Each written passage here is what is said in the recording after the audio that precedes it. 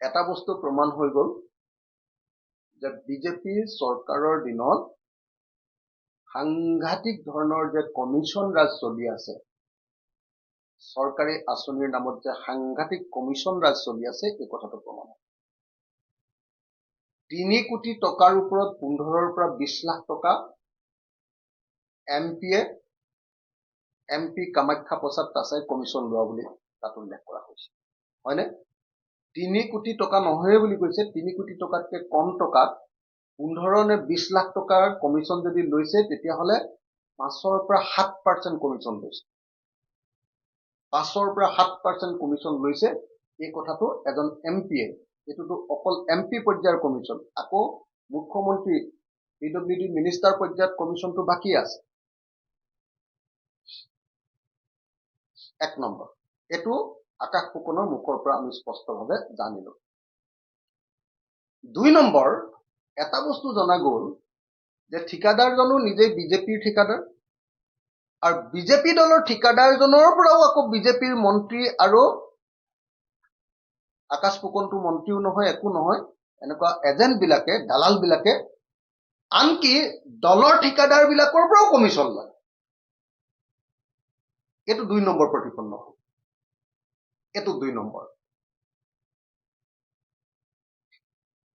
3 number প্ৰতিপন্ন হ'ল যে দেৰগাঁও সমষ্টিত বিধায়ক হ'ল আজিৰ দিনটোত অসম গণ পৰিষদৰ। অসম গণ পৰিষদৰ বিধায়কজনৰ যে কোনো কাম নাই, অসম গণ পৰিষদক যে একদম সম্পূৰ্ণৰূপে তেওঁলোকৰ মানে চৰকাৰী পক্ষৰ বিধায়ক হোৱাৰ পাছতো, তেওঁলোকৰ মানে মিত্ৰজোঁটত থকাৰ পাছতো অসম গণ পৰিষদৰ বিধায়কজনক যে তাত একেবাৰে কোনো গুৰুত্ব প্ৰদান কৰা হোৱা নাই। ঠিকা দিয়াৰ ক্ষেত্ৰত যে একমাত্ৰ কৰ্তৃত্ব বিজেপি দলৰ হাতত দি দিয়া হৈছে। তাৰমানে দেৰগাঁও সমষ্টিটো যে আচলতে অহাবাৰ আৰু এজিপিক নিদিয়ে, তাত যে বিজেপি উঠিব, এইটো কনফাৰ্ম হয়। 3 নম্বৰ।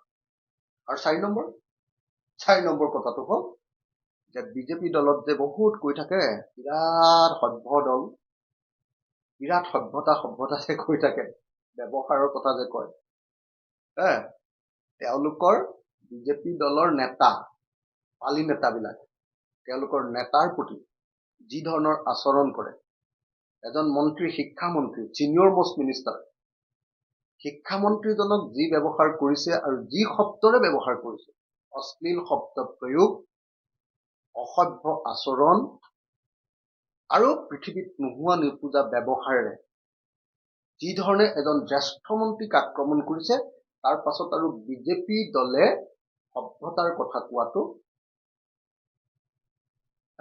জ্যেষ্ঠজনক সন্মান কৰাৰ কথা কোৱাটো, ৰাজনৈতিক সংস্কৃতিৰ কথা কোৱাটো, মূল্যবোধৰ কথা কোৱাটো কোনো ফেল নাই। গতিকে আকাশ ফুকনক যদি শাস্তিও দিয়ে, আকাশ ফুকনক যদি ফাঁচিও দিয়ে, আকাশ ফুকনক যদি দলৰ পৰা খেদিও দিয়ে, আকাশ ফুকনৰ ওপৰত যদি চূড়ান্ততম সিদ্ধান্তও লয়, আকাশ ফুকনক যদি জেলতো দিয়ে, তাৰ পাছতো এটা বস্তু প্ৰমাণিত হৈ গ'ল যে বিজেপি চৰকাৰৰ দিনত অজস্ৰ যে লুণ্ঠন চলি আছে, এই কথাটো ইতিমধ্যে প্ৰমাণিত হৈছে।